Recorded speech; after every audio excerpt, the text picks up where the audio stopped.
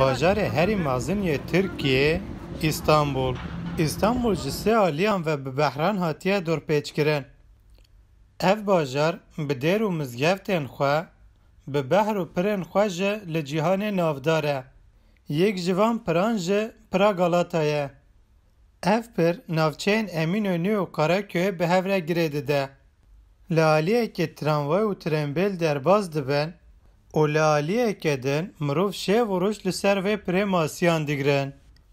Karsas Mehmet Köse ji yek ji van kesan e ku hefteyê herî kêm 4 rojan tê ser Pira Galata ji bo girtina masiyan. Buraya balık tutmak için geliyoruz. Em ji bo masî girtinê têne ver. Min bi xwe karsaziya xwe heye. Girtina masiyan nexweşiyeke û heyranî û zewq e. Kesên têne ver ji bo wan serman nexeme ji ber ku nacemidin. Köse ji herema behra reş e û girtina masiyan ji bav û kalan tê.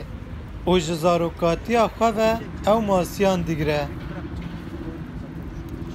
Bu böyle bir gelenek. Benim çocuğum da balık tutar. Ev ji bo me kevne şûpiye. Kurê min jî masiya digirin û gelek endamê malbata min jî masiya digirin.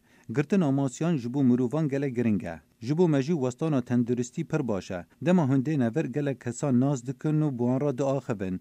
Kesên em naz dikin silav didin û mirov tengezariye li ser xwe dihavêje. Îsa Torol ji bawer dike ku girtina masiyan ne zewq e.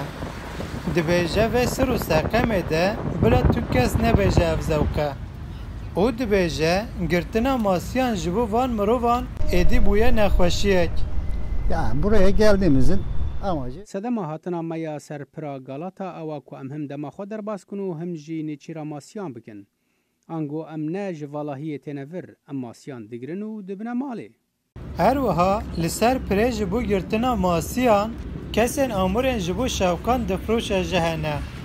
Yek ji van kesan ji Rıdvan Gelîş e.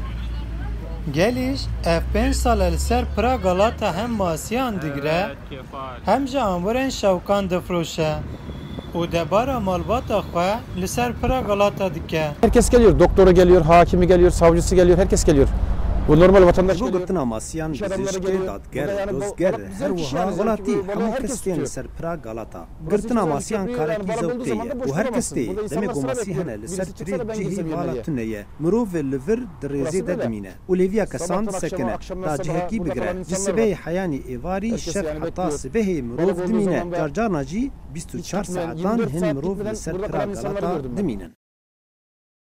Membotani, Deng Amerika, İstanbul.